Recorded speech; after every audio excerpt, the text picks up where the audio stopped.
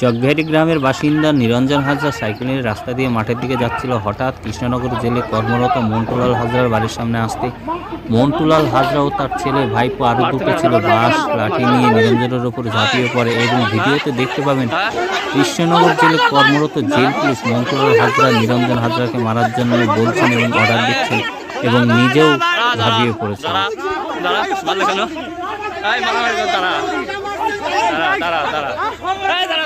ইনি হলেন কৃষ্ণনগর জেলখানায় কর্মরত জেল পুলিশ মন্টুলাল হাজরা।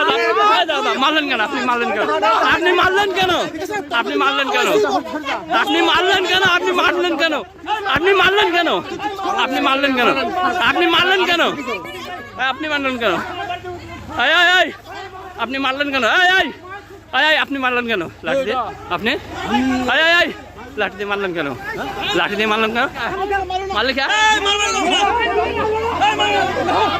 আস্তে মেয়ে ছেলে হাত দিচ্ছে। মেয়ে ছেলেকে হাত দিল কেন? মেয়ে ছেলেকে হাত দিল কেন? মেয়ে ছেলেকে হাত দিল কেন? মেয়ে ছেলেকে হাত দিল কেন? মেয়ে ছেলেকে এটা কি